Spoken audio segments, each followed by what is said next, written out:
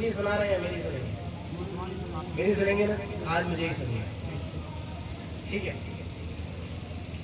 جھیلنا والوں نے کل مجھے رات میں بڑا اچھا سنا. میں کمپیئر کرنا چاہتا ہوں جھیلنا سے گھرا کو. ہاں نیکی میں تو کر سکتے ہیں، ہاں کر سکتے ہیں. پبلک بھی تقریباً اتنی ہی تھی. دیکھتے ہیں انہوں نے جو سنا تھا کہ آپ اس سے 2 قدم آگے ہیں یا نہیں. اور میرا گمان اور میرا ذہن یہ کہتا ہے کہ آپ ان سے 2 قدم آگے ہی ہوں گے. بالکل ہوں گے. دیکھتے ہیں.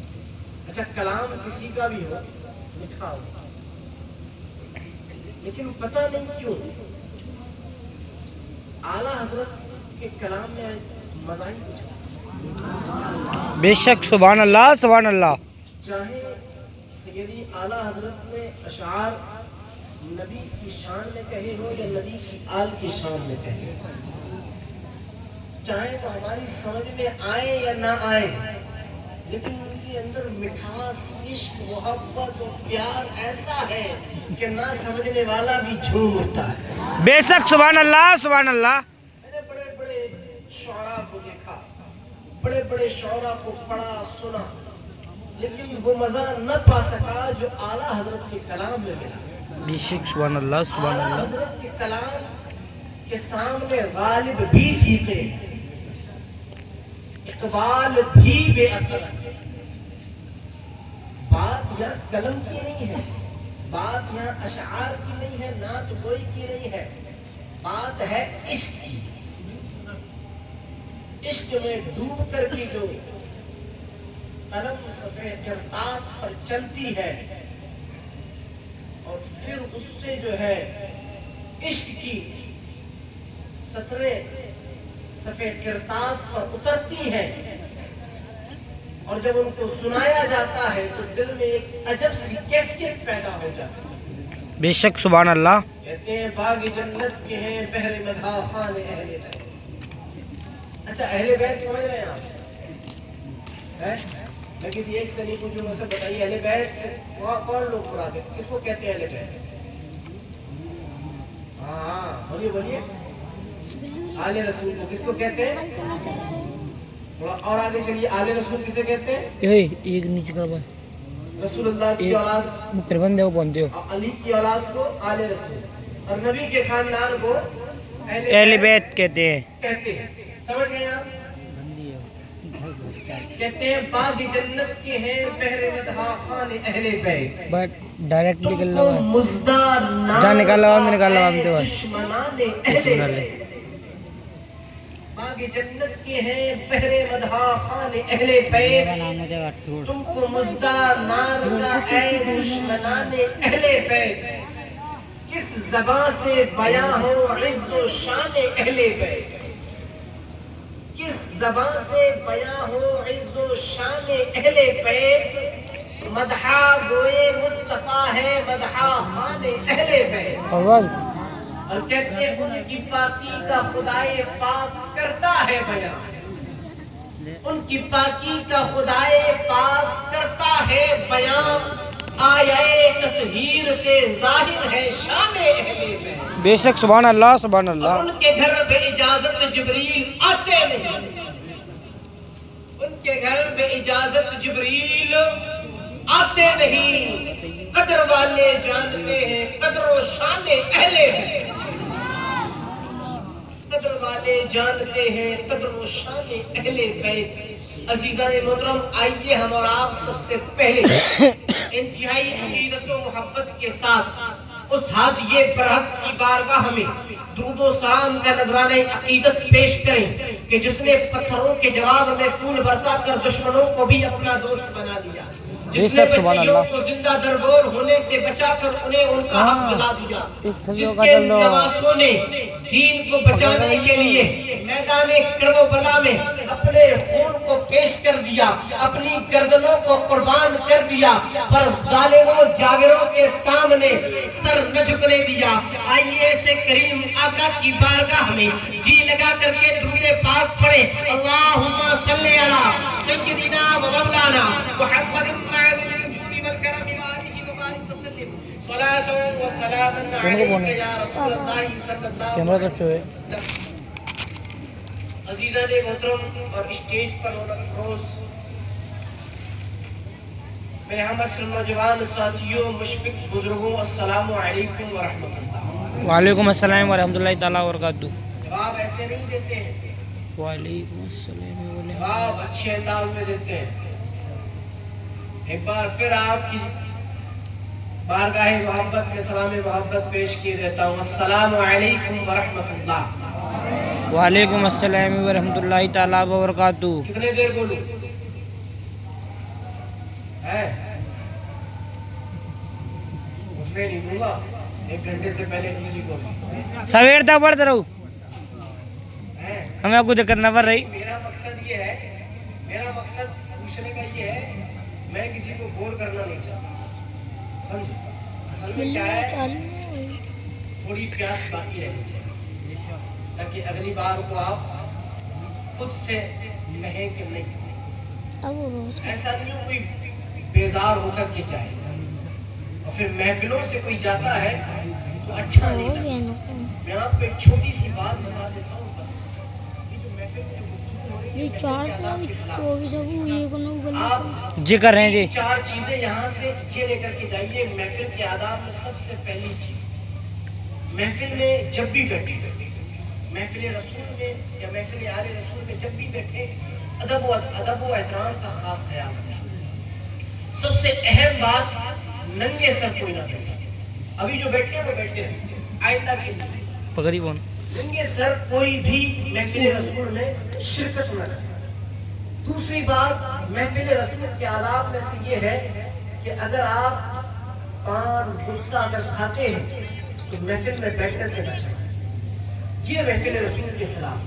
پھر اپنی گفتگو جو آپ کر رہے ہیں اس کو بند کر دیجئے، چونکہ اس کی وجہ یہ ہے، روایتوں میں آتا ہے، بخاری اور مسلم کی حدیث ہے، آقا دو جہاں صلی اللہ علیہ وسلم نے فرمایا کہ جب ذاکرین ذکر کرنے بیٹھتے ہیں ہم اور آپ، تو آسمان کے فرشتے جو سجدہ سیر کرنے والے ہیں وہ اس مجلس میں پہنچتے ہیں اور اپنے پروں سے پوری مجلس کو ڈھانپ لیتے ہیں، پوری مجلس کو ڈھانپ لیتے ہیں، مجلس کو ڈھانپتے ہیں، اور جو کچھ ذکر ہوا ہوتا ہے مجلس کے بعد میں، محفل کے بعد میں، اسے اللہ کی بارگاہ میں پیش کیا جاتا ہے۔ بے شک، سبحان اللہ سبحان اللہ۔ کہ ہم میں سے جتنے لوگ ابھی یہاں بیٹھے ہیں سب فرشتوں کے پروں کے سائے میں بیٹھے ہیں۔ ہمارے بیچ اللہ کے معصوم فرشتے بھی موجود ہیں، اب وہ ہماری ساری گفتگو کو لے جا کر کے اللہ کی بارگاہ میں پیش کرنے والے ہیں۔ ہم نے ذکر کیا ہوگا، آپ نے سبحان اللہ کی ثنائیں بلند کی ہوگی، سب رب کی بارگاہ میں پیش کیا جا رہا ہوگا۔ اگر یہیں بیٹھ کر کے دنیاوی باتیں ہوئی ہوں گی اور ادب کے خلاف کوئی کام ہوا ہوگا تو وہ بھی پیش کیا جا رہا ہوگا۔ اس لیے میرے عزیز ساتھیوں، ہمیشہ جب بھی محفل میں بیٹھے با ادب ہو کر کے بیٹھے اور جو ہے احترام کے ساتھ بیٹھے، کوئی گفتگو نہ کرے، بس گفتگو سنے۔ کہیے سبحان اللہ، سبحان اللہ سبحان اللہ۔ تیری نسل پاک میں ہے بچہ بچہ نور کا، تو نسل پاک میں ہے بچہ بچہ نور کا، تو اہل بیت تیرا سب گھرانہ نور کا۔ عزیزان محترم، اللہ تبارک و تعالیٰ کا شکر اور اس کا احسان یہ ہے کہ اس نے ہمیں اور آپ کو اپنے محبوب بھیا دکھا رہے ہیں تو بھیا دکھا رہے ہیں تو بھیا امت میں شامل فرمایا۔ اپنی بندگی، اطاعت و عبادات کے ساتھ ساتھ اپنے محبوب صلی اللہ علیہ وسلم کی غلامی اور آپ کے رشتے میں منسلک کیا، اور اپنے محبوب کی محبت کے ساتھ ساتھ اپنے محبوب کی اہل بیت اطہار، قرابت دار، حسنین کریمین کی محبت کو ہمارے اور آپ کے لیے ذریعہ نجات بنایا ہے۔ بے شک، سبحان اللہ سبحان اللہ۔ خود رسول پاک علیہ الصلوۃ والتسلیم نے اپنی آل و اولاد کی محبت کو ہم امتیوں پر فرض و واجب قرار دیا ہے۔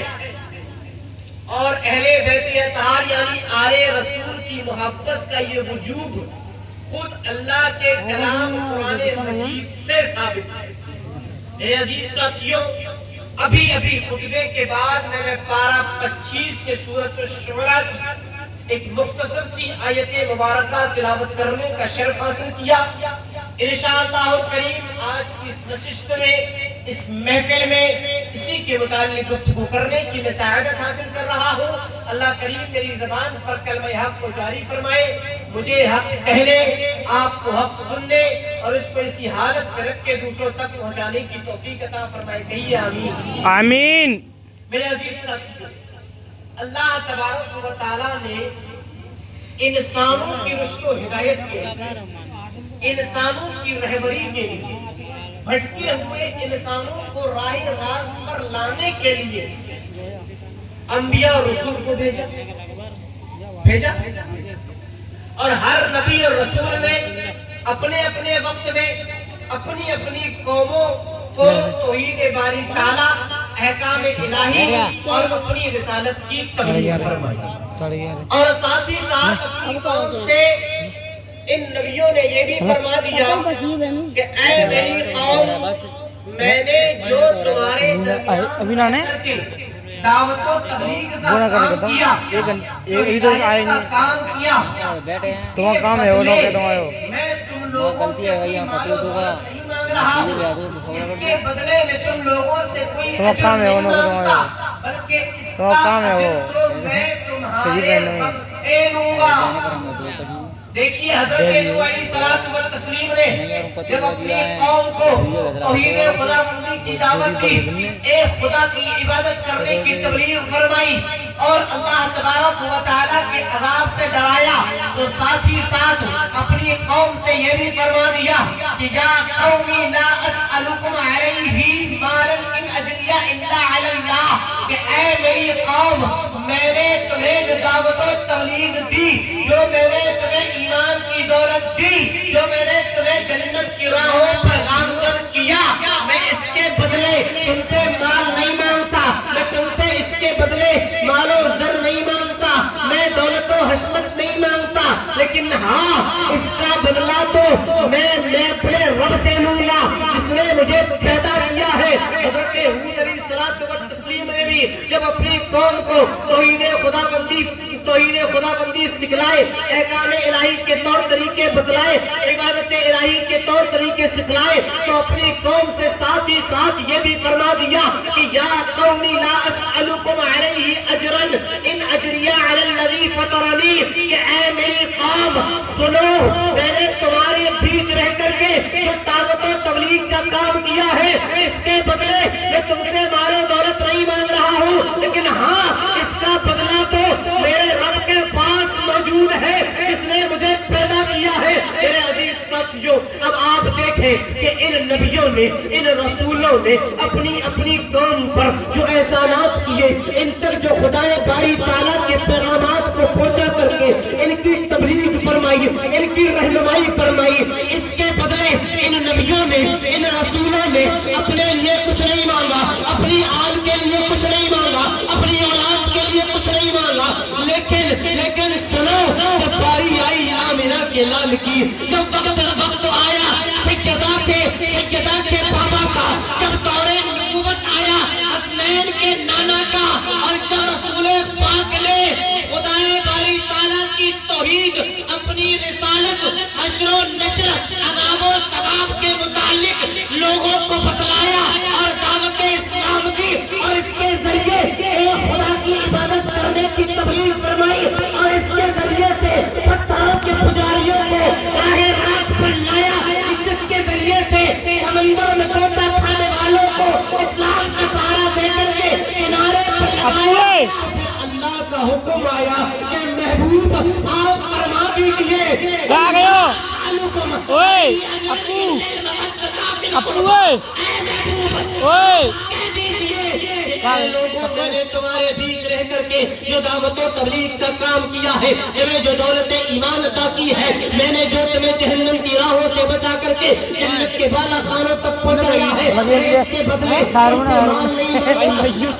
دولت نہیں مانگتا، اس کے بدلے میں تم سے کچھ نہیں چاہ رہا ہوں، لیکن ہاں کلمہ پڑھانے کا بدلہ میں تم سے یہ چاہتا ہوں کہ تم میری اہل بیت سے محبت کرنے والے بن جاؤ، آل رسول سے پیار کرنے والے بن جاؤ۔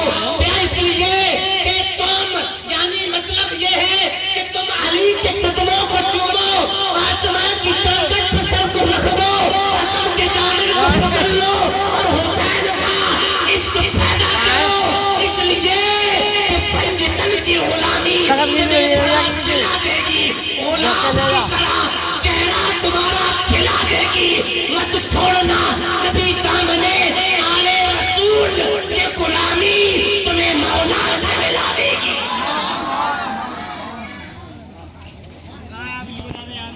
طاقت نہیں چڑھ رہی ہے۔ اللہ اکبر، یا رسول اللہ۔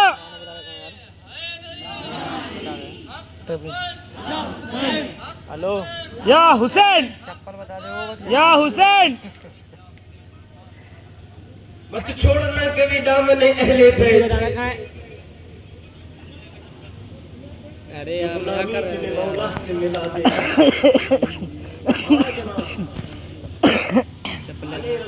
میں لے گیا اور نبی پاک علیہ الصلوۃ کا گھرانہ ہی ایسی ہے، پیڑ کے بھیا۔ ارے یار پوری کائنات میں، ادھر کیا گئی میں پوری دنیا، پورے سنسار میں پیڑ کے بغل دی۔ اس گھرانے جیسا کوئی گھرانہ نہ دیکھو، نہ کوئی نانا محمد جیسا، نہ کوئی نانا محمد جیسا، نہ کوئی بہادر علی جیسا، نہ کوئی ماں فاطمہ جیسی، نہ کوئی لاڈلا حسن جیسا، نہ کوئی شہید حسین جیسا، نہ کوئی جوان اکبر جیسا، نہ کوئی پیاسا اصغر جیسا، نہ کوئی بیٹی سکینہ جیسی، نہ کوئی بہن زینب جیسی، نہ کوئی بھائی علمبردار جیسا، اور نہ کوئی میں ویڈیو نام لے گا۔